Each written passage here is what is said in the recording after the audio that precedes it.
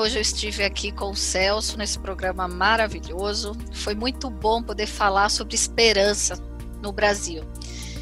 Vejam que eu não falei que eu falei de política. Eu falei sobre esperança, porque política é esperança. Política é a capacidade que a gente tem de transformar o mundo através das nossas escolhas.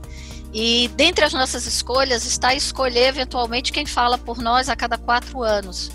Mas eles não são donos do nosso pensamento, nem são donos da nossa vontade.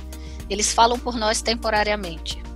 Então, estar nesse programa hoje, conversando com você sobre política, sobre a vida na cidade, sobre as dificuldades que nós estamos enfrentando com a pandemia, sobre as grandes questões que devemos enfrentar no parlamento brasileiro para repensar o país, repensar a forma que nós prestamos o serviço público, é para mim muito gratificante. Eu estou muito contente, espero encontrar vocês sempre que possível e deixo aqui aberto o meu canal de acesso. Sou professora da Universidade de São Paulo, vocês podem me achar lá sempre que quiserem para conversar sobre isso. Falar sobre um Brasil que vale a pena, falar sobre um Brasil que dá certo. A gente não vai dar certo, a gente dá certo, porque o Brasil somos nós. Oi, pessoal, bem-vindos de novo ao Quem Somos Nós, que é o Slow Talk semanal para quem ainda tem prazer em conhecer, tomara que tenha muita gente ainda assim. Se você tiver curiosidade sobre todas as conversas que a gente já fez nesses mais de 7 anos, vai no site quemsomosnós.com.br e escolhe a plataforma que você preferir, o Spotify, o SoundCloud, se quiser assistir, YouTube. Hoje a gente começa uma série com noções básicas de política e cidadania, especialmente ligada aos municípios, para ver se a gente escolhe o nosso prefeito e os vereadores com um pouco mais de consciência daqui para frente. Nós vamos começar com para que serve um prefeito, o que ele pode e o que ele não pode fazer, o que ele pode ou que ele não pode prometer na campanha.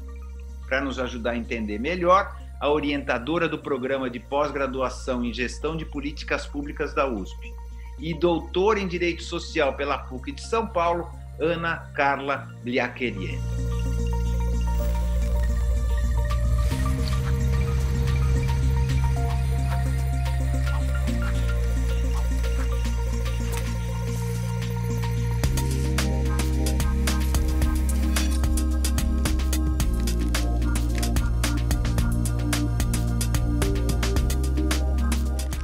Quem é você?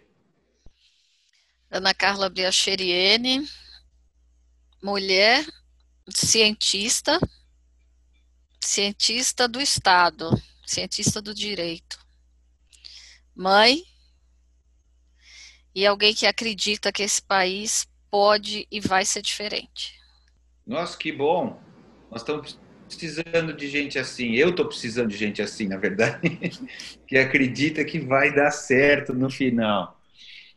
Me diga como você chegou nesse ponto, quer dizer, por que você escolheu esse tema, se tem alguma coisa a ver com a tua história, me conta um pouquinho como é que você chegou a ser o que você é. O tema me escolheu, ele me pescou de algumas escolhas prévias. Eu acho que se eu for fazer um histórico das minhas opções desde o final do período escolar, né, em que a gente decide uma profissão, até hoje, o tema me escolheu, eu fui levada para ele. Minha filha um dia me perguntou, mãe, você sempre quis ser advogada, sempre quis trabalhar com direito, sempre quis trabalhar com essas coisas. Na hora que ela me perguntou, eu ri, eu falei, filha, se você imaginasse o caminho que a sua mãe percorreu para chegar ao que ela faz hoje, ele é inacreditável. A primeira coisa que eu quis ser foi engenheira naval. E aí, muito, né? E a primeira coisa que eu pensei foi ser engenheira naval. E aí, conversando com familiares, com meu pai, olha, não tem mercado para isso, você vai se formar e vai ficar desempregada, tal. E foi passando o tempo, eu acalmei o coração da engenharia naval, estava chegando próximo à idade, né, que é bem propícia para a gente começar a pensar essas coisas. Eu falei para o meu pai, então tá bom, eu não vou fazer mais engenharia naval, eu quero ir para as Forças Armadas, eu quero ir para a Marinha. Aí meu pai, mas minha filha, veja bem, você até pode, mas escolha também uma profissão, é importante você fazer vestibular. Eu falei, tá bom. Aí eu estudei durante todo o meu ensino médio, né? Antigamente científico, né? Ensino médio, eu estudei para ser arquiteta. Hum. E eu fui fazer vestibular para arquitetura. Né? Nesse primeiro vestibular eu não fui aprovada, aí eu continuei estudando, não, no ano que vem eu vou passar em arquitetura. E aí, nas vésperas do vestibular, eu resolvi fazer direito. Resolvi fazer direito, Por falei, eu quê? vou fazer direito. Por quê? Eu amanheci naquele dia dizendo, eu vou fazer direito. Não tinha nada a ver com o meu histórico pregresso. E eu fiz direito e passei. E foi uma faculdade, uma graduação apaixonante. Apaixonante. Eu me encontrei no curso desde o dia 1 da aula. Eu Nossa. me lembro perfeitamente, o primeiro dia de aula da Universidade Federal de Sergipe. Eu entrei, fiz o dia de aula, cheguei em casa, os meus pais perguntaram, e aí? Né? Porque era uma coisa completamente diferente do que eu tinha falado o tempo inteiro. Adorei. E eu desenvolvi um curso muito bem, fui uma boa aluna, e nesse curso eu tive a felicidade de ter professores incríveis. Dentre os professores incríveis que eu tive, eu vou citar dois, porque tiveram um impacto muito grande na minha escolha do direito público. Quando você entra para o direito, aí você tem um outro mundo lá dentro, né? Direito do trabalho, direito privado, sucesso, família. E, de repente, eu escolhi direito público, que não é normalmente uma área muito ligada às pessoas que querem abrir um escritório de advocacia, seguir uma carreira, não é o direito público. Geralmente, quem gosta do direito público segue as carreiras tradicionais jurídicas. E dentro do curso eu tive a felicidade de ser professora do ministro Aires de Brito, ele foi meu professor de constitucional, né, as duas disciplinas de direito constitucional eu fui aluna dele, eram aulas incríveis, apaixonantes, aquela mesma retórica e aquela mesma argumentação que ele usava no Supremo, ele fazia conosco alunos, né, aquele monte de jovenzinho, nem sempre capaz de compreender tudo que estava por trás daquele verbo e daquelas comparações, ele fazia com a gente, e eu me apaixonei pela Constituição do Brasil nas aulas do professor Carlos Brito. Tem um fato das aulas dele que eu não esqueço. Eu era muito ansiosa por saber, por ler. E eu cheguei para ele no primeiro dia de aula, ele deu aula, olha, tragam a Constituição na próxima aula. E terminou a aula, eu fiquei assim, com um vácuo, né? Eu disse, professor, mas que livro o senhor vai adotar? Aí ele, a Constituição Federal do Brasil. Eu fiz, não, professor, a Constituição eu já entendi, eu quero saber que livro o senhor vai adotar. Aí ele olhou para mim, sorriu, ele fez o livro que você precisa é a Constituição Federal do Brasil. Existem vários outros livros que estudam a Constituição, eu posso te indicar alguns, mas o livro é a Constituição Federal do Brasil. Aquilo foi um divisor de águas na minha vida, porque ele fez o que nenhum outro professor do curso inteiro fez.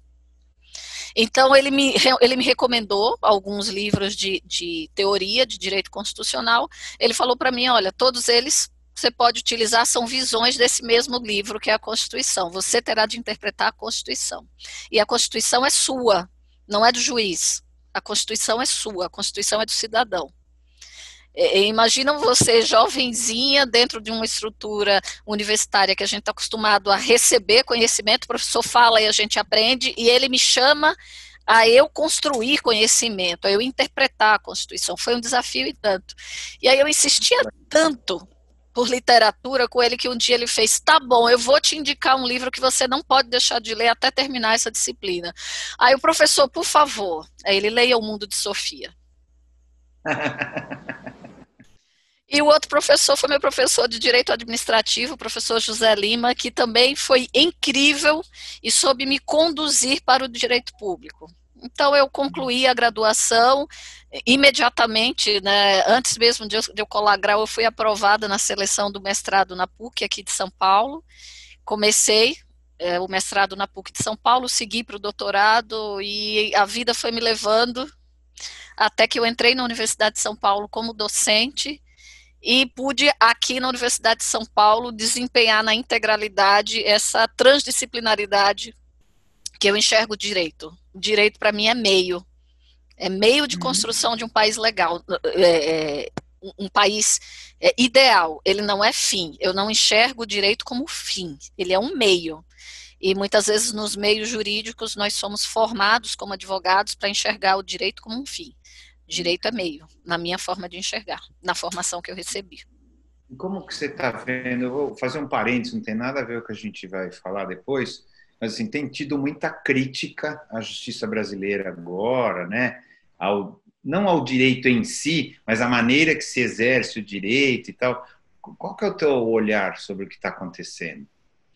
Muitas críticas são devidas e a crítica é uma coisa muito bem-vinda quando a gente está tratando do público, né? Quando a gente fala de poder judiciário, ele é um dos poderes da República Federativa do Brasil.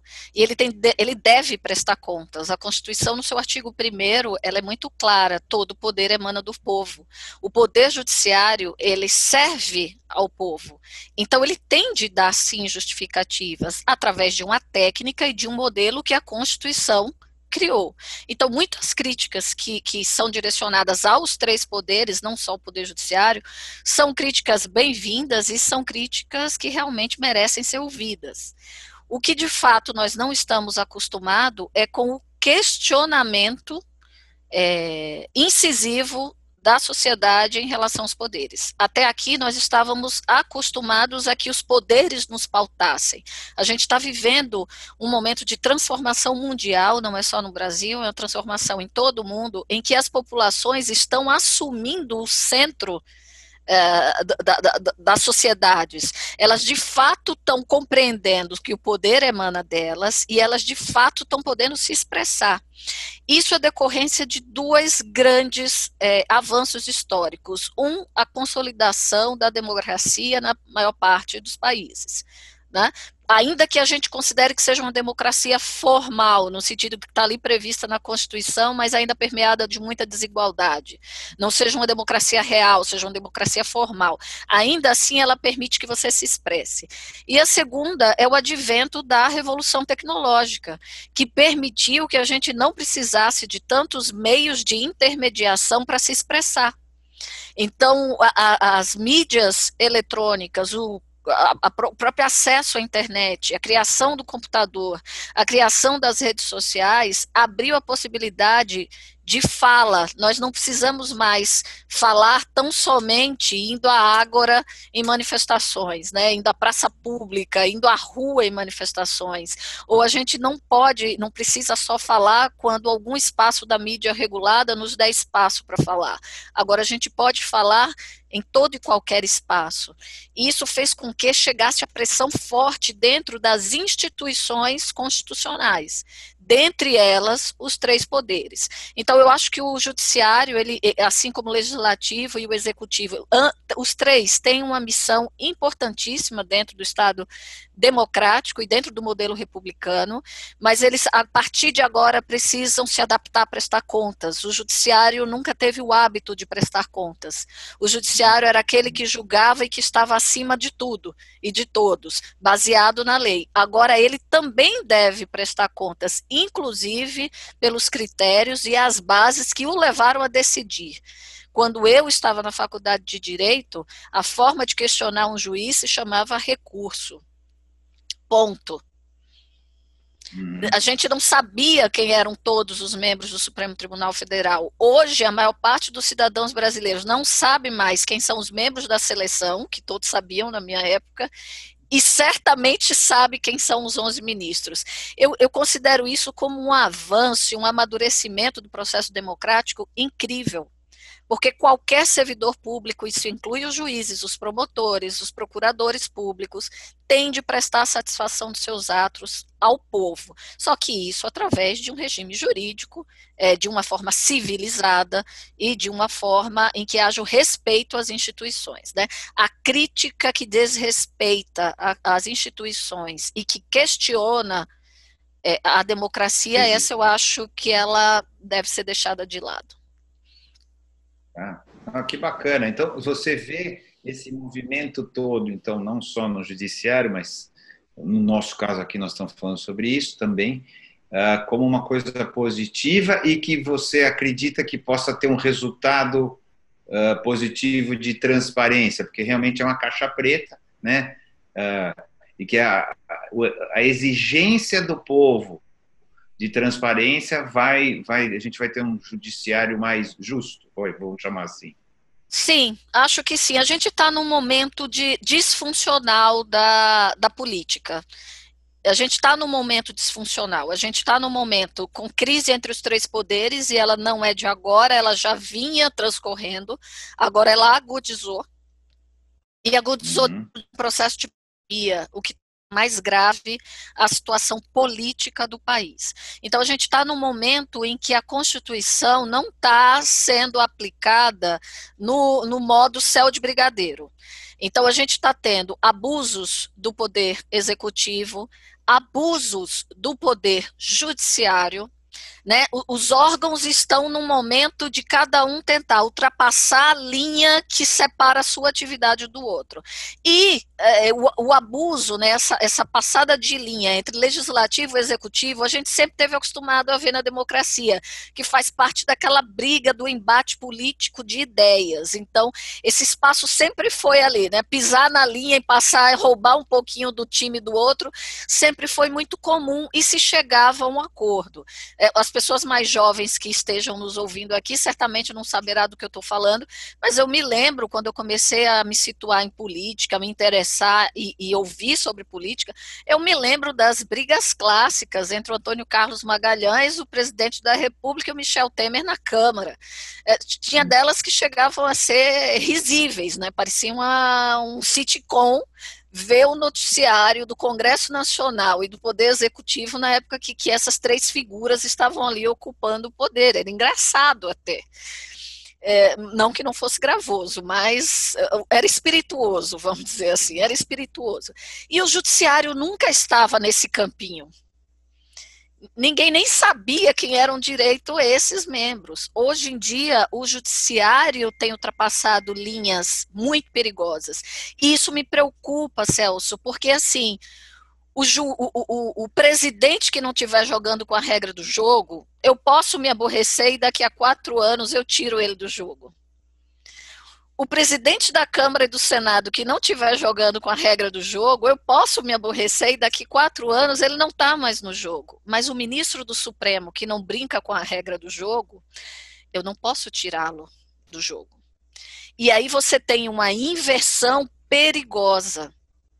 Quando a gente fala em modelos totalitários ou modelos antidemocráticos, geralmente a gente associa a um executivo que obita da sua competência e toma o passo dos outros poderes. A gente tem que ter cuidado para a gente não criar um modelo arbitrário, não democrático, baseado naquele que não pode ser retirado do cargo, que é o juiz.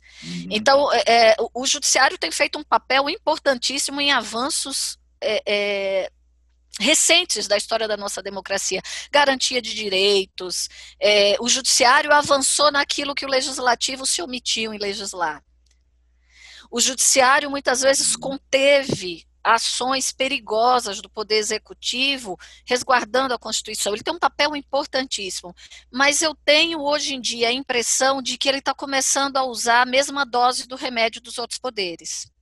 E em algum momento tem excedido em suas competências e invadindo esferas que até então eram esferas do Poder Executivo. O que diferencia o Poder Executivo do Judiciário é que cabe ao Poder Executivo tomar a decisão administrativa dentro da lei. E muitas vezes o Judiciário está ocupando esse espaço e tomando decisões legislativas, administrativas. Isso me preocupa. Agora, reconheço que o Judiciário tem sido importante para conter certas coisas e para garantir determinados avanços, só que fez pela ausência dos outros poderes. Tá bom, boa, ótimo. Já tivemos 2 aulas já, a primeira sobre essa, agora nós vamos falar sobre prefeito. Foi ótimo isso aqui, porque realmente esclarece um pouco esse clima que está acontecendo agora. Obrigado. Vamos falar dos prefeitos, que a nossa ideia é a gente tentar, como eu estava te falando até antes, a gente tentar esclarecer os limites, o que o prefeito pode fazer, o que ele não pode, o que ele pode prometer e o que ele não pode, né? Para ver se a gente consegue votar com mais consciência agora, nessa próxima eleição. Você dá para a gente um panorama do para que serve um prefeito, que é mais ou menos assim que a gente está chamando? Sim.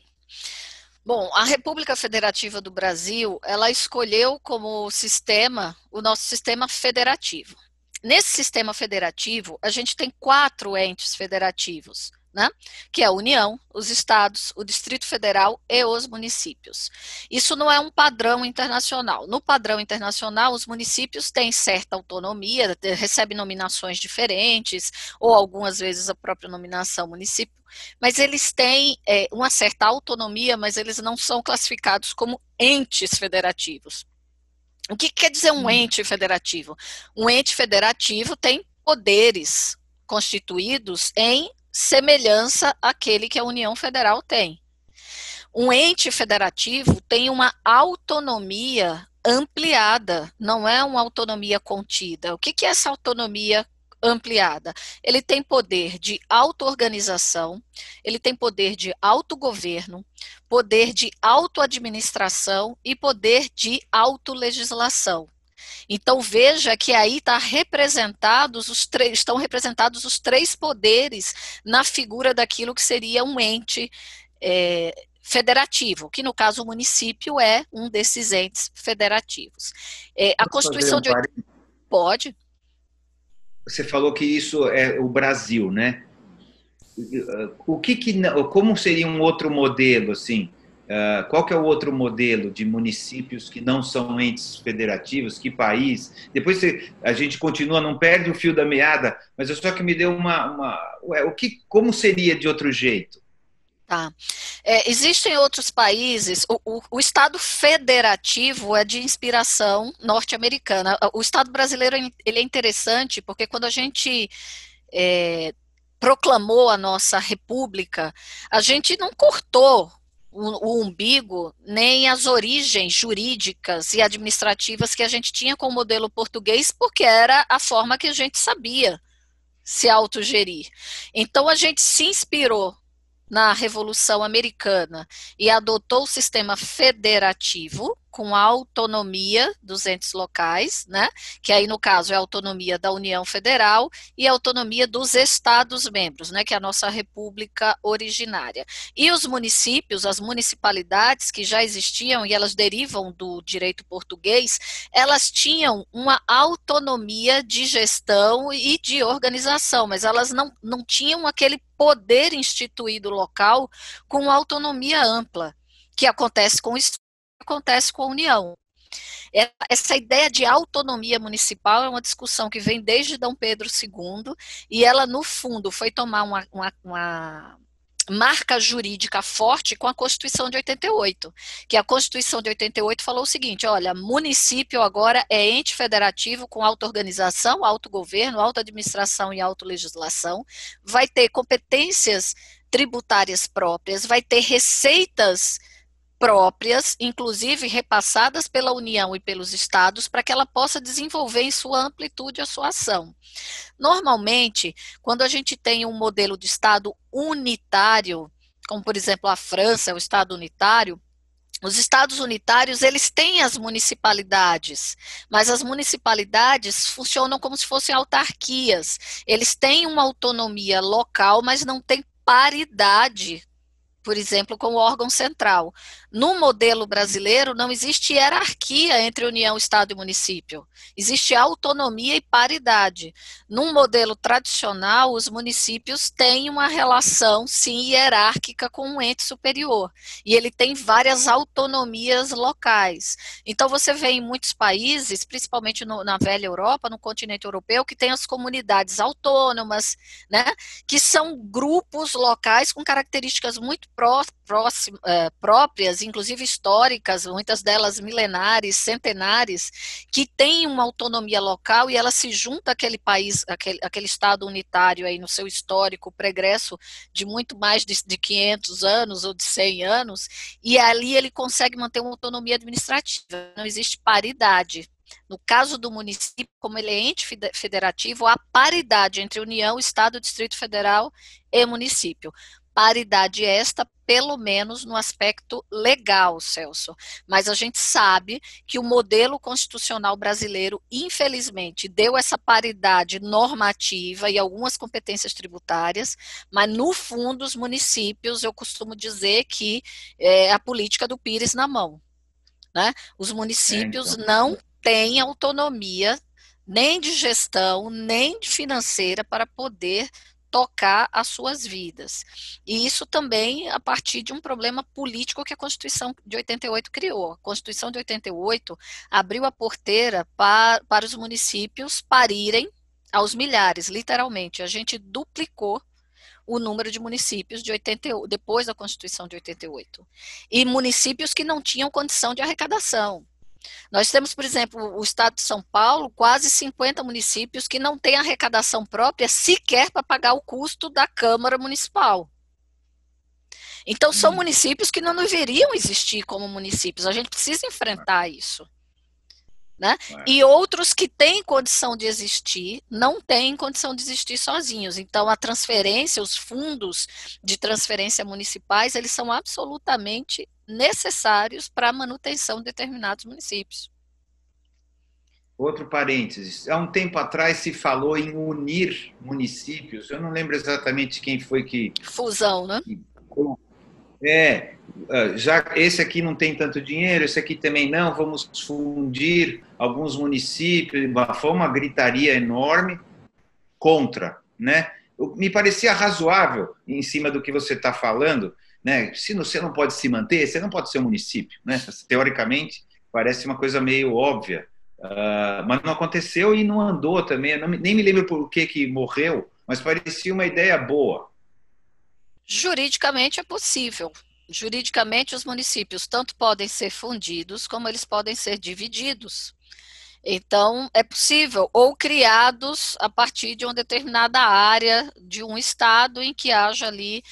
A Constituição de 88, o que ela fez foi que ela exigiu a consulta das populações locais, e isso foi muito confortável, porque acabou com muitos problemas de briga política de famílias locais.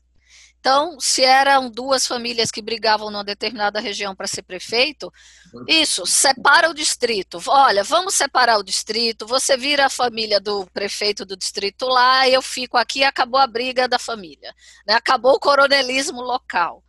Então, no pós-Constituição, o movimento de divisão e de criação foi amplo, e a legislação permite que seja fundido, que haja junção de municípios. Essa financeiramente é uma ideia relevante, importante e deveria ser feita, e ela pode ser feita, mas aí você gera os problemas da política local, e a gente não pode se esquecer que os nossos deputados federais muitas vezes se comportam como vereadores federais. Né? Você não vai desagradar suas bases no seu estado dizendo que vai fundir o município A e B, porque você não se elege mais a deputado. Você não se elege mais a nada. Porque você tem o problema das bases de apoio. A gente não pode esquecer que também a profusão de municípios gera uma profusão de divisão do fundo municipal. E tem determinadas regiões e determinadas cidades que simplesmente não existe economia ativa funcionando. Os trabalhos oficiais que existem é dentro da estrutura do poder público. Se aquele município deixa de existir e funde com outro, essas pessoas nem sempre serão reaproveitadas. E aí você gera um problema de circulação de dinheiro local. Então, assim, juridicamente é possível, em termos de direito financeiro é recomendável, porque não é possível que vários municípios do Brasil sobrevivam sem a condição de arrecadação, porque na ponta, quem suporta o ônus de tudo isso é o cidadão. Daí o papel importante do prefeito, não só do prefeito, mas dos vereadores, cada um fazendo o seu trabalho. Tá. Então vamos lá. A gente estava no raciocínio que é um ente federativo. É um ente federativo autônomo. Teoricamente tem o mesmo nível e poder que os outros entes, mas que na prática não é. Não é isso? Isso. Juridicamente ele tem a equivalência, não há hierarquia. Juridicamente ele tem equivalência e autonomia, né? Não há hierarquia. E como não há hierarquia no Pacto Federativo, a gente tem competências objetivas muito claras. Existem as competências administrativas do município, que são competências que serão exercidas pelo prefeito, e existem competências legislativas do município, que serão exercidas pela Câmara de Vereadores, pela Câmara Municipal, que é composta pelos vereadores. Então, a Constituição Federal, ela tem nos seus artigos muito claramente o que é competência administrativa do município e o que é competência legislativa. Dentro dessas competências administrativas, vamos falar da figura agora do prefeito, não dos vereadores, do prefeito, dentro dessas competências administrativas, existem competências que são exclusivas do município, então só o prefeito pode fazê-las, né, executá-las, e existem as chamadas competências comuns. Essas competências comuns, elas são executadas tanto pelo município, quanto pelo estado, quanto pela União. E aí você vai ter políticas públicas que têm o caráter interfederativo. Exemplos dessas competências comuns com caráter interfederativo: política pública de saúde. Tanto o município, quanto o estado, quanto a União têm competência constitucional para fornecer saúde universal, integral e equitativa ao cidadão através do SUS. Política de educação também é uma política interfederativa, estados, municípios e a União. Existem outras tantas políticas que são interfederativas, poderia listar várias aqui. Os municípios, quando têm essa competência, porque ele é autônomo, eles precisam criar suas leis locais. Uma lei importantíssima que vai dizer como devem ser prestados os serviços aos cidadãos, que a gente chama no direito como, entre aspas, a Constituição do município, porque o município não tem Constituição, é a chamada Lei Orgânica Municipal. Ela diz todas as diretrizes que devem ser executadas, de políticas públicas que devem ser executadas no município. O Estado tem Constituição, a União tem Constituição, a República Federativa Brasileira tem Constituição, o município tem lei orgânica. Além dessa lei orgânica, existe o plano diretor dos municípios, aí para municípios acima de 20 mil habitantes, você vai ter o plano diretor que tem um papel importantíssimo na regulação econômica e no desenvolvimento do município. Além disso, o planejamento do prefeito também se dá pelas chamadas leis orçamentárias, que são o plano plurianual, a lei de diretrizes orçamentárias e a lei orçamentária anual. Nessa divisão de competências entre competências exclusivas e competências comuns, cabe à União as competências mais gerais, regular essas políticas públicas naquilo que for questão predominantemente de interesse geral ou nacional. Já os estados deverão cuidar do interesse regional e o município vai cuidar do interesse local. A pandemia Covid-19, cabe ao Ministério da Saúde lançar as grandes diretrizes do combate à pandemia. Ao Estado lançar as diretrizes que tenham um alcance territorial regional ali do Estado. E ao município o olho epidemiológico e de política pública local. Tanto é que o combate ao Covid-19 no município A vai ser de um jeito, no município B pode ser de outro jeito. No A pode estar com fechamento de comércio, no B pode não estar, porque tem a ver com o diagnóstico local, a competência local.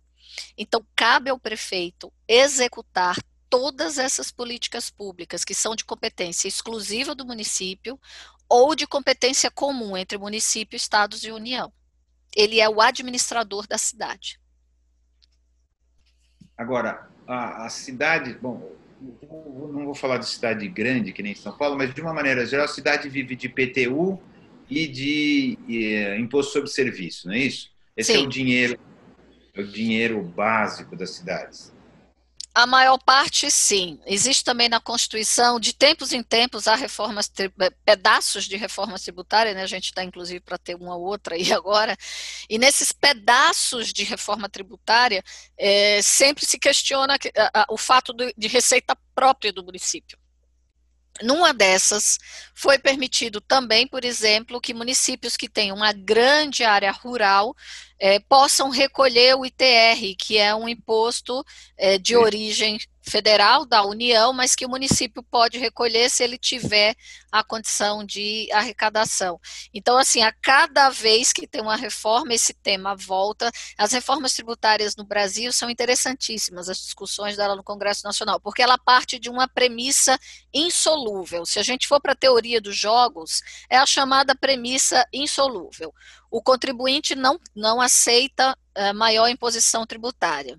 Estados e municípios solicitam maior fatia da arrecadação e a União diz que não tem condição de repassar. É uma equação insolúvel.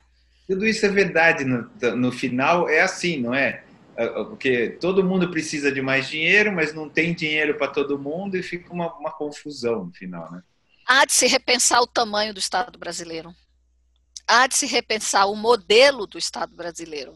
Quando eu falo tamanho, eu estou falando o número de municípios, que você já tocou, e eu estou falando forma de ação. Os processos da administração pública precisam entrar no governo 4.0, precisam entrar na revolução 4.0, para que a gente diminua a quantidade de guichês e cabines, alcance mais eficiência e diminua o custo operacional do Estado. E aí você vai dizer, mas professora, se eu seguir essa sua orientação aí, acabou tudo, eu vou perder meu emprego. E aí começam as discussões de categoria também. Né? Mas como assim eu vou perder meu emprego se não precisar mais de tantos setores, tantos escaninhos, tantas etapas de um processo administrativo, o meu carimbo vai sair do processo. Se o meu carimbo sair do processo, o cargo que eu ocupo também não é mais necessário. E aí começa uma questão de utilizar o Estado como empregador. E na hora que a gente faz isso, a gente tem de compreender que o Estado empregador, ele é importante, ele tem relevância social? Tem, mas a gente não pode montar um sistema tributário em cima de um Estado empregador. A gente tem de montar um sistema tributário em cima de um Estado entregador. É o que ele entrega. E para entregar, hoje a gente tem vários mecanismos tecnológicos que já diminuem bastante a necessidade de guichês e cabines. Cada guichê e cabine representa uma janelinha no organograma do Estado. E muitas vezes dentro de um processo moroso e desnecessário. Essa pandemia está nos convocando a ver. Eu sou servidora pública. Eu estou dando aula regularmente aos meus alunos. Será que as estruturas de Estado precisam de todos os prédios que tem, precisa de todas as etapas do processo que adota, precisa de todos os postos que ocupam para fazer esse trabalho depois que passar essa pandemia e para a gente entender que home office é possível para muitas atividades, né? E a gente entender que as atividades não são mais necessárias também. Não são mais necessárias. Eu posso chegar no computador e eu posso fazer o autosserviço. É para isso que tem encaminhado os e-governos das democracias que estão investindo em automatização e em busca de eficiência de processos. Agora, vai deixar de ser necessário o médico, o enfermeiro, o professor? Mas será que eu preciso de tantos técnicos administrativos que ficam sendo babás de processo e carregando processos físicos para lá e para cá na administração, se eu posso usar um sistema em que o processo circula e sinaliza para quem tem de ir? A resposta é não, a certeza que não. A questão é o que fazer com essas pessoas e como fazer a transição, seja ela no município, no estado. Acho que esse é um assunto geral, né, do governo aqui.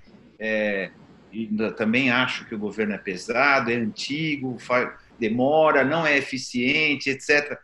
Como é que é essa ponte para o governo 4.0? Você tem alguma ideia também? Ou deve existir várias discussões sobre isso, como a gente faz essa transição, né? E não simplesmente falar, bom, vamos enxugar o governo e cada um que se vire, porque acho que também é uma questão social grave fazer isso. Sim, a transição, ela pode acontecer em tempos mais curtos, mas ela não pode acontecer de forma brusca, porque são pessoas e vidas. Então, considerando o modelo tradicional de desigualdade do nosso país, essa transição precisa ser planejada. A gente não tem o hábito de planejar, a gente faz de conta que planeja. Até as leis de planejamento, que foram essas que eu citei, muitas delas, os legislativos fazem Ctrl+C, Ctrl+V. Tem casos até de manterem o nome da cidade em que eles copiaram a lei. Aí aprova e depois vai no Diário Oficial corrigir, literalmente Ctrl+C, Ctrl+V, né? Então, a gente não tem o hábito de planejar. Mas se a gente pensar um país desigual como o Brasil, a gente pode planejar em escalas. Por exemplo, vacância de determinadas funções por aposentadoria, por não ser reposto. Não faz sentido determinadas funções serem repostas, né? Eu me lembro que eu ocupei um determinado cargo de gestão e havia uma necessidade de fazer uma revisão de um organograma de um determinado órgão. E quando a gente foi fazer o organograma desse órgão, tinha uma caixinha nesse organograma que tinha lá seção de B10. E aí tinha uma funcionária que estava do meu lado, me auxiliando, muito jovenzinha, ela olhou para mim, professor, o que é bedel? Né? Aí eu ri, eu fiz minha filha, isso era uma coisa literalmente do século passado. E o pior é que tinha um chefe na sessão de B10. E o pior é que não tinha subordinado ao chefe na sessão de B10. Então, assim, tem coisas que são muito simples. Deixou de ter a necessidade da função, extingue-se. Extingue-se. E o processo, o fluxo, está sendo mudado pela própria tecnologia. Quem tem que extinguir? A Câmara? A Câmara dos Vereadores ou a Câmara federal, estadual? A criação de órgãos, ela é sempre, de cargos públicos, ela é sempre necessária ser feita pelo Poder Legislativo. Mas uma reorganização administrativa com eventual extinção, ela pode ser feita pelo Poder Executivo. Mas que Câmara vai aprovar tirar emprego que ele pode colocar um cabo eleitoral? Aí entra a questão política, isso é errado. Aí entram os órgãos de controle, entendeu? Os órgãos de controle têm de estar de olho nisso. Porque no final não aprova, porque o cara vai ter um carguinho para colocar um amigo, um cabo eleitoral e etc. Mais um. No final, o governo, infelizmente, né, nós estamos falando, essa ineficiência tem um pouco a ver. Tem muita gente muito eficiente, certo? Eu não gosto de gente que fala mal de governo, porque acho que não entende direito. Agora, existe uma ineficiência clara nesse tipo de coisa, né? Como esse exemplo que você está dando. Tem muita gente boa, Celso, pensando no Estado. Tem gente excepcional, exatamente. Então, eu tenho um pouco... Por isso que eu tô falando, eu acho que é ineficiente, mas ao mesmo tempo tem gente muito boa, atraiu gente muito boa. Agora, de alguma maneira, desvirtuou para um outro tipo de coisa que precisa ser coibido. Mas quem tem que coibir é quem se dá bem também. Então, como é que a gente sai dessa roda?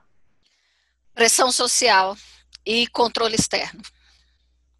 Para sair dessa roda, só pressão social e controle externo. O cidadão precisa compreender que Estado inchado, que vários cargos em si não implica em serviço de qualidade. Existem determinadas áreas que são humano-dependentes. Se você pensar os serviços essenciais de segurança pública, saúde, educação, é humano-dependente.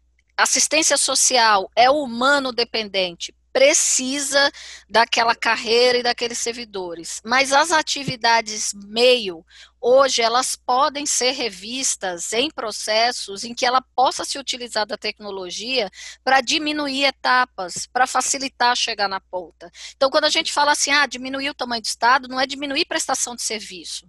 Senão, não tem sentido nem ter o Estado. Porque se o Estado tira parte da riqueza que eu produzo, de forma compulsória, né, no caso do servidor público, até na fonte, do assalariado até na fonte, ele retira uma parte importante do que eu produzo, de forma compulsória, ele tem que ter um porquê estar ali. E o porquê dele estar ali é prestar esses serviços universais né? E essenciais para Com qualidade. todos, Com para qualidade. todos. E com qualidade. Na hora em que esses serviços forem para a classe média e para a classe alta, não forem serviços para pobres, o Estado dá um salto. Porque o nível de exigência de quem está na classe média e quem está na classe alta por um serviço é maior. A pessoa que está na classe baixa, ela está tão acostumada a receber um mau serviço e é tão desigual a relação social dela que ela não se sente capaz de exigir a qualidade. Ela fica satisfeita se ela tiver algo. O mínimo. Essa lógica precisa ser alterada. E esses tempos de pandemia, inclusive, tem feito a gente pensar sobre isso. Você veja que foi feito um levantamento aqui na região do ABC, em São Paulo, a demanda por vagas na escola pública mais do que duplicou durante a pandemia, pela quantidade de pessoas desempregadas, pessoas de classe média que não conseguem mais pagar a escola para o filho, mesmo que para ter o ensino à distância. Então, eles bateram na porta da escola pública pedindo vaga. Uma pressão imensa. Isso é triste porque demonstra uma situação econômica muito grave que nós estamos passando, mas bate na porta dos prefeitos. E eu te digo, Celso, eu acho que na história e pós-abertura democrática do Brasil, nunca um novo prefeito terá enfrentado um desafio tão grande quanto os que assumirem em janeiro de 2021. Porque ele está assumindo não só o fato de estar assumindo uma prefeitura, que normalmente já é um ônus muito grande, o processo de transição de governo é um processo muito, muito custoso e um processo, você não pode ter descontinuidade de serviço, você não pode ter descontinuidade de contratos, você tem de atender os termos de ajuste de conduta feito com o Ministério Público, tribunais de contas. Já é difícil assumir uma gestão, você tem de colocar o seu plano dos seus primeiros 100, 180 dias de governo, você tem de abrir espaços de comunicação com a sociedade, mostrar o seu projeto de trabalho, já é difícil assumir um mandato. Agora, você imagina assumir isso no decurso de uma pandemia, né? Porque o prefeito que assumir ainda continuará tendo de tomar as medidas de combate à pandemia, e essas medidas não são só de saúde, essas medidas são de assistência social pesada, saúde, educação pesada. Então, essas 3 políticas públicas estarão fortemente impactadas como estão agora. E junte-se a isso, esses prefeitos que estão saindo, a obrigatoriedade de cumprimento de todas aquelas limitações da legislação eleitoral. Então, agora não está um período fácil nem para o prefeito que encerra o mandato, nem para o prefeito que inicia o mandato. É uma situação muito delicada. E pensar isso, tentando reestruturar o Estado, a gente está com do Banco Mundial, do Banco Interamericano de Desenvolvimento, do Banco Central do Brasil, os bancos privados brasileiros, todos eles apontando que a economia brasileira terá um processo grave, né, de retração, a conta não fechará. O ano de 2021, quem está já pensando no Réveillon para comer a lentilha e pedir que o ano de 2021 seja melhor que 2022, eu espero sinceramente receber a notícia da vacina, mas em termos de finanças públicas, de direito financeiro, o ano de 2021 será muito pior, porque em 2020 nós tínhamos caixa no governo federal, 2021 não teremos. E não vai ter mais os auxílios emergenciais, porque não vai ter o dinheiro para fazer. Eu acho que tem uma questão social grave e que vão acontecer nas cidades, né? Porque as pessoas vivem nos municípios, não necessariamente nas cidades, mas as pessoas vivem nos municípios. Elas não vivem no país, né? Elas vivem o dia a dia delas acontece nos municípios. E eu acho que a pressão social que vai acontecer com o desemprego, com a falta de dinheiro, com não poder mais, né? O governo pelo menos alega não ter dinheiro para continuar com os auxílios emergenciais, etc., como as pessoas vão fazer, né? A discussão da renda mínima hoje, Celso, é uma discussão mundial. Ela já vinha acontecendo há 2 anos, e inclusive encabeçada pelo chefe das grandes empresas de tecnologia. O que é que eles prenunciavam? Eles não falavam nem de pandemia. Eles prenunciavam que a revolução tecnológica, num período de 10 anos, ela estaria já tão incluída dentro das estruturas dos estados e das empresas, que restaria pelo menos, alguns falavam em 2/3 da população da Terra tendo de trocar de emprego ou não sendo recolocado, e alguns falavam em 1/3, né? As mais otimistas falavam, mas 1/3 de 8 bilhões é muito terço, né? Haja terço, né? 1/3 de 8 bilhões, haja terço. Então, eles já discutiam, junto ao Banco Mundial e alguns fóruns de discussão da ONU, já estava se discutindo a criação da renda mínima mundial para que as pessoas conseguissem superar a transição da Revolução 4.0. Agora, quando eles estavam discutindo por causa da Revolução 4.0, nós chegamos à pandemia. Então, hoje em dia, não é só uma questão tecnológica, é uma questão de que a economia não suporta os postos de trabalho. E os estudos recentes apontam que para cada pessoa, por exemplo, que falece de Covid, 5 outras são impactadas, porque dependiam dessa pessoa. Então você imagina que se a gente está chegando perto de 100 mil brasileiros mortos por Covid, a gente tem impacto, isso nos dados oficiais, né? Tem os dados reais que ninguém jamais saberá, né? Se a gente tem quase 100 mil pessoas morrendo de Covid, você imagina que 500 mil de brasileiros que dependiam da renda dessa pessoa hoje estão em situação vulnerável. Onde eles vão bater? No serviço de assistência dos municípios. E os prefeitos serão os demandados. Nossa Senhora. Se a gente puder... e talvez 2022 também não seja muito melhor, né? Quer dizer, todas não, as... aí eu já tenho esperança. Aí eu já tenho esperança. Tem uma recuperação lenta, não é isso? Que não Sim. é uma recuperação em V, né? Como os economistas falam, vai ser uma recuperação lenta. Assim, e 1 ano é muito tempo para um ser humano, tá certo? Assim, não dá para passar fome 1 ano, né? Não dá para... Não existe isso. Então, voltando ali, quer dizer, a gente precisa fazer esse ajuste, né, no Estado. Ao mesmo tempo, como é que a gente vai fazer esse ajuste sem jogar todo mundo, ainda mais agora, numa situação dessa, onde muita gente está jogada ao relento, né, vamos dizer assim, a própria sorte. Como é que você consegue ser otimista, que você falou lá no começo, que você acha que vai funcionar e tal, com essa perspectiva toda? Porque o bom de chegar no fundo do poço é que não tem mais fundo para ir, né? Então eu acho que esse... Eu acho que o poço sempre pode afundar. Vai no Japão, né? Você é do que acredita que se cavar, vai no Japão. Se imagina, né, que a vacina revertendo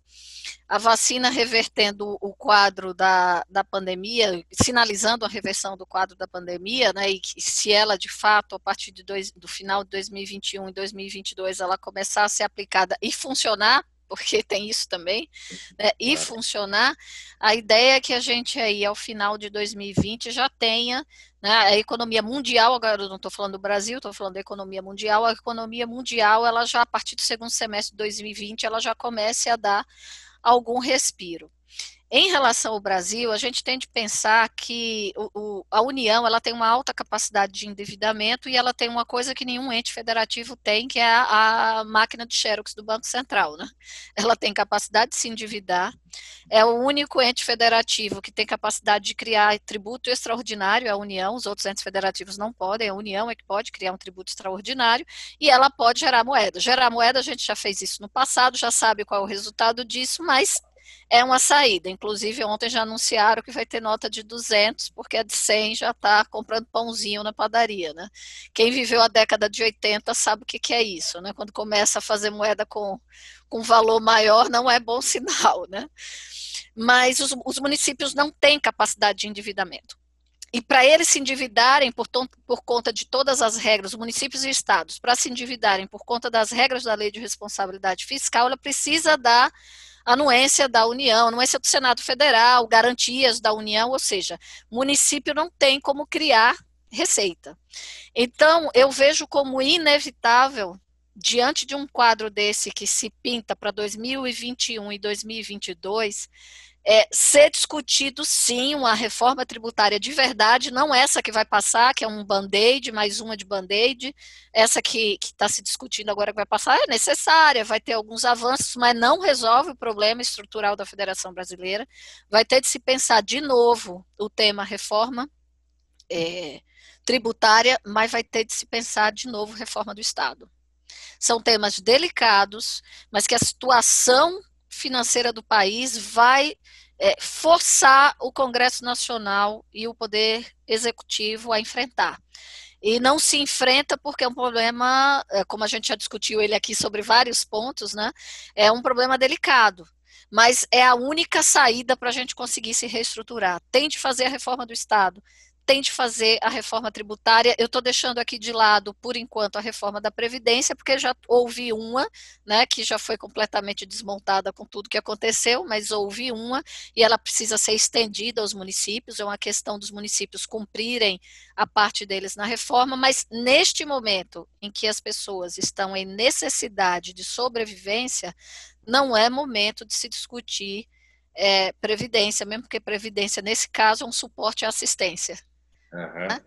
Mas a reforma do Estado e a reforma do Pacto Federativo vai ter de ser discutida. Vai ter de ser discutida, senão não temos saída. 2022 é eleição para presidente e governador.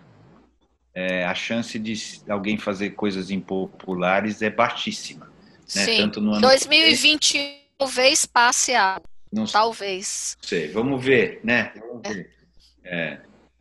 Vamos ver, porque quem é que vai querer fazer coisas amargas, que são difíceis, essas reformas, perto de uma eleição tão importante, né? Mas vamos ver, tomara que você esteja certo, eu torço para você estar certo.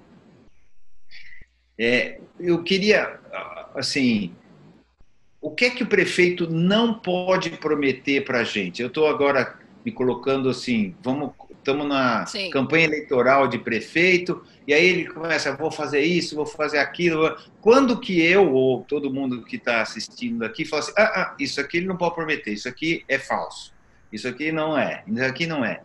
O que ele não pode prometer e o que ele pode? Tá.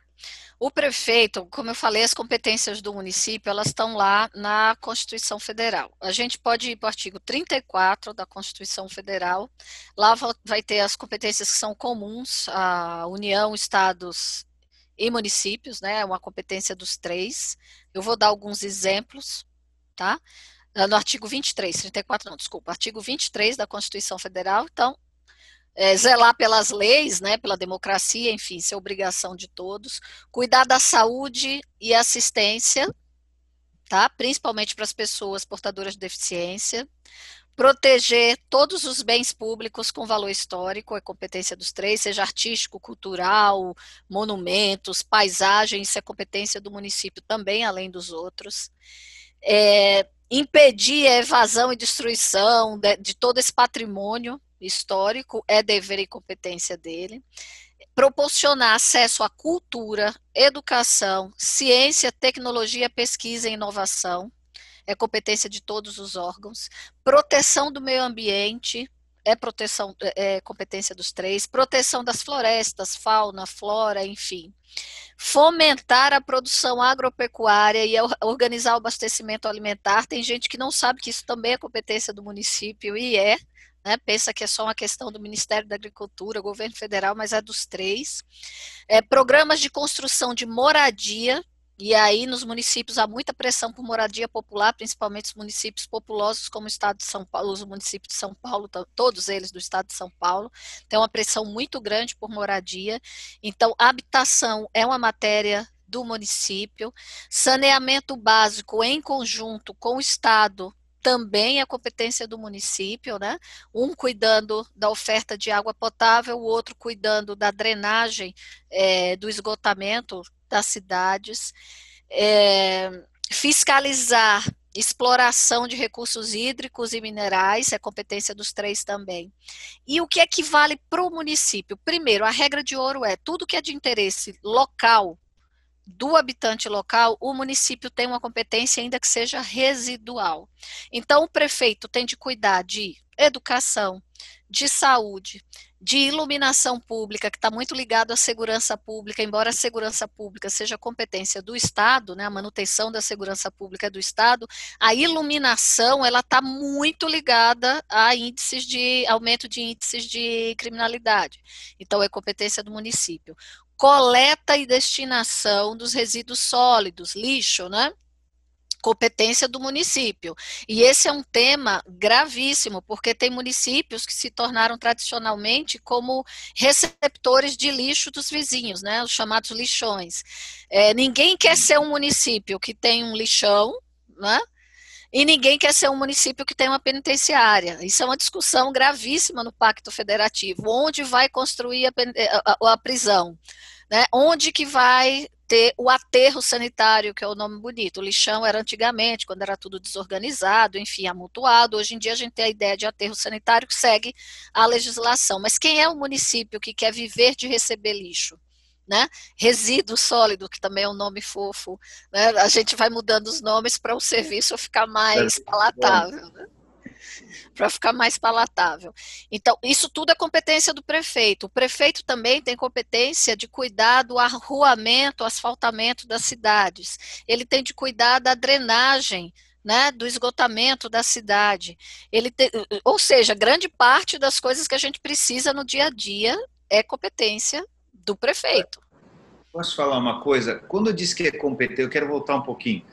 Quando diz que é competência dos 3, minha avó falava que cachorro de 2 donos morre de fome, né? E de 3, então, morre mais de fome ainda. Então, não é um negócio esquisito, empurra, quando fala saúde, educação, não, mas eu só faço a educação básica, eu só faço isso, eu não sei o quê. No final, isso não acaba. Pode ser que eu esteja sendo ingênuo, tá? Mas no final, não deveria ser assim: saúde, educação, transporte, é o prefeito, entendeu? Assim, pega o dinheiro e é o prefeito que eu digo, é o município que cuida. Não devia ser mais simples esse processo assim das coisas básicas? Porque um empurra para o outro, fala, não, mas eu fiz, não, a minha escola é melhor. A escola municipal é melhor que a escola estadual. Vira uma bagunça, assim. Ou o posto de saúde municipal. Estou sendo meio bobo, assim, meio simplista. Depende da política pública que a gente está falando. Essas políticas públicas mais exigidas do Estado, que é saúde, educação, segurança, saneamento, vou me reter a essas 4. Elas são políticas públicas que elas não se dão de uma só ação ou de um só projeto. Então, se a gente não divide as competências, a gente geraria ao município uma sobrecarga, e hoje ele já tem, mesmo sendo dividido, uma sobrecarga da qual ele não seria capaz de dar conta. Você imagina a política pública de saúde, por exemplo, se a gente pegar lá a ideia de gestão tripartite, a ideia das competências da União, Estados e municípios em saúde, o município fica com a atenção básica, que é o posto de saúde e a saúde da família, dentro do sistema do SUS. O Estado já vai pegar média e alta complexidade. Tem municípios mais estruturados que têm infraestrutura hospitalar de média e de alta complexidade. O município de São Paulo, por exemplo, ele tem infraestrutura tanto da atenção básica, saúde da família, média e alta complexidade. Mas é um município com a capacidade arrecadatória incrível. Agora, um município pequeno, passar para um município pequeno uma média complexidade já é um ônus administrativo que ele não tem condição. E se a gente pensar o modelo que o SUS foi criado, a maior parte das pessoas elas devem entrar pela atenção básica, saúde da família. O maior número de ingressos é na saúde da família. E aí, pelos mecanismos de triagem e diagnóstico, você vai para média complexidade ou para alta complexidade, enviado pelo sistema que a gente chama de sistema regulador, né, que ele vai destinando para qual infraestrutura você vai. Então, você precisa ter mais postos de saúde do que hospitais de média complexidade, mesmo que eles são mais custosos. E se você amplia a base do atendimento nos postos de saúde, você diminui a necessidade de ingresso na média complexidade. O que de fato acontece é que as pessoas, quando elas precisam de um atendimento, ao invés dela ir no posto, elas vão direto no hospital, quando não deveriam ir no hospital, elas deveriam ter ido no posto. E aí há uma subversão, mas também faz parte do processo de educação da cidadania para o uso dos serviços públicos, né? Há uma subversão e às vezes um acúmulo de pessoas na média complexidade que não era necessário, coisas que deveriam ser tratadas ambulatoriais ali no posto de saúde. Então, essa divisão, ela não é em ônus para o município, ela é em benefício do município. O município não teria condição de pegar todo o ciclo da educação básica, a educação fundamental e o ensino médio. É muito para um município. Mas repassa o dinheiro para o município e o município cuida. Mas não é só dinheiro, Celso. É necessário uma estrutura burocrática, que se você replica isso para 5.500 e um pouquinho mais, você tem um custo infinitamente maior. Imagina o ensino médio sendo replicado para 5.500. O que é que ia acontecer? Esse dinheiro ia ser pulverizado num monte de município e não ia dar para prestar o serviço. Então, quando você põe o ensino médio na competência do Estado, é um Estado que tem vários municípios e o dinheiro concentra, você consegue fazer com que aquela política pública seja viabilizada. Eu tenho certeza que se a gente diminuísse o número de municípios e pegasse o mesmo dinheiro que é hoje aplicado na atenção básica em menos municípios, a gente teria um serviço melhor. Porque você deixou de pulverizar. Você tem 10 filhos e você tem R$100 para dar de mesada por mês. Se você tivesse 2 filhos, eles iam se dar bem, mas são 10, então cada um vai receber R$10. Não vai receber 50. E ele vai comprar coisas compatíveis com quem ganha 10. O município, quando você pulveriza o dinheiro da política pública, mas na educação, por exemplo, você tem um custo por aluno, que é irrisório, enfim, mas fez por aluno. Mas quando você pega uma política pública e você pulveriza aquela receita daquela política pública, a tendência é você desqualificar o serviço da ponta. Agora, por outro lado, é importante, e por isso é importante a municipalização das políticas públicas, que haja uma adequação à cultura local, à necessidade local, que se você centraliza demais, você perde isso. E quando você perde isso, você perde qualidade do serviço também. Então, esse equilíbrio entre pulverização do dinheiro e compreensão da cultura local para que ela entre no modelo da política pública, isso é uma balança que deve ser equilibrada. Tá bom, Conrado, faz sentido, concordo. O que ele não pode, o que ele pode e o que ele não pode prometer? O que ele vai falar e a gente vai falar, isso aí não é. Quando ele começa, por exemplo, a prometer coisas que dependem de decisões de outros entes federativos, como Estado e município, né? Por exemplo, se ele começa a prometer coisas que está na competência exclusiva do Estado ou na competência exclusiva da União, ele está prometendo uma coisa que não vai entregar. Isso acontece no Legislativo Municipal também. Vereadores que assumem na campanha determinadas bandeiras e ele fala que quando entrar na Câmara ele vai fazer lei para isso, para aquilo outro. Aí você vai na lista da Constituição de temas de competência do município, aquilo não é de competência do município. E não é incomum, Celso, depois de vereadores, né, brigarem ali no plenário, na discussão calorosa de um tema, aprovam uma lei, faz maioria e a lei é inconstitucional.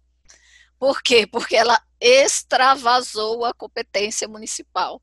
Gastou tanta saliva, ganhou um inimigo político, né? Gastou todo um processo legislativo e chega no final a lei é inconstitucional porque extravasou a competência.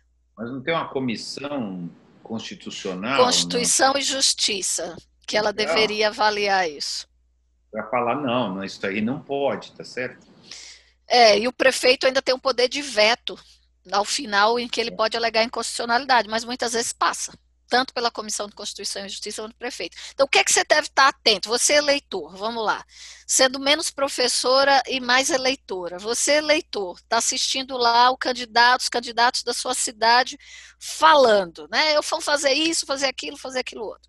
Município faz o quê? Cuida de todas essas políticas que eu falei, saúde, educação, saneamento na parte de esgotamento, iluminação pública, assistência social, para dar suporte àqueles que necessitam da assistência social, educação básica, creche, mãe, você que está sem creche aí na sua cidade, você não pode trabalhar, não pode sair para trabalhar, você tem o direito constitucional à creche. E se o prefeito não fez a creche, você pode conseguir que o prefeito seja obrigado a pagar uma creche na rede privada para que você possa trabalhar, porque é obrigação dele manter o sistema de creche, né? Eu conversava um dia desse com uma conselheira de um tribunal de contas, que ela disse que foi conversar com a prefeita, que não tinha creche na cidade, e a prefeita falou, mas conselheira, eu vou gastar dinheiro público à toa, porque na minha cidade as mães gostam de cuidar dos filhos, elas não precisam de creche. Né? Isso porque era uma prefeita, mulher, né? Mulher, Se eu ouvisse isso então. de um prefeito, eu ia entender assim que fazia parte do machismo estrutural, mas era uma mulher e que não abria vagas de creche porque dizia que na cidade dela a mulher que era mulher gostava de cuidar dos filhos e não dava oportunidade para a mulher empreender, né? Até a mulher que está em casa, ela pode empreender, ela pode fazer o que eu estou fazendo aqui, ela pode trabalhar pela internet, prestar um serviço à distância pela internet, ela pode abrir uma fábrica de costura, mas como é que ela vai fazer isso com todos os filhos em casa, pequenos, sem suporte? Então, creche é obrigação do prefeito. Os prefeitos têm atuado cada vez mais na ampliação de serviços públicos. O interesse municipal, ele prevalece desde que haja receita pública. Se há receita pública, os prefeitos podem criar políticas de microcrédito, por exemplo, que em tese não é uma política exclusiva do município. Né? Nem está na lista lá das atividades obrigatórias do município. Mas numa situação dessa, se aquele município tem uma boa situação fiscal, ele criar uma política de microcrédito é algo impulsionador da economia legal. O prefeito pode. Não é que não está escrito no texto, ele não pode fazer. Ele pode fazer tudo que está no interesse local, ele é obrigado a fazer tudo aquilo que a Constituição obriga que ele faça, e isso inclui tanto o que é obrigado a fazer junto com a União e Estados, como com o município, só o município. Mas lembrem que saúde, educação, preservação do patrimônio local, preservação do meio ambiente, arruamento, praças, iluminação pública, isso tudo é obrigação do prefeito. Se ele prometer, não está comprometendo mais do que a obrigação dele. Se ele não fizer, cobre, porque era a obrigação dele. Agora, ele pode fazer mais, pode ser um criativo, fazer mais? Pode. E há prefeitos que têm projetos interessantíssimos em proteção da infância e da juventude, proteção da mulher, desenvolvimento da economia local. Né? Tem projetos belíssimos pelo Brasil inteiro, de merenda escolar com agricultores locais, agricultura familiar, tudo isso pode ser desenvolvido num bom projeto de prefeito. Depende da característica e da vocação da sua cidade. Não existe receita de bolo que sirva para toda a cidade. Tem de ver o diagnóstico do lugar que você mora, qual é a vocação do lugar que você mora. Professora, eu moro aqui no sertão, a senhora não sabe o que é isso aqui, não. Sei que eu sou do Nordeste, sei o que é sertão, sim. Aqui não tem nada, professora, é só terra seca batida. Mas do sertão surgem, né, grandes pérolas. A gente está vendo meninos que estão se destacando no Brasil, na região do Cariri do Ceará, em tecnologia, em desenvolvimento de novas ideias, porque se investiu em educação. E eles estão começando a fazer, né, microempreendimentos, empresas pequenas para vender serviço, morando onde moram, para vender serviço para o mundo, não é para o Brasil, é para o mundo.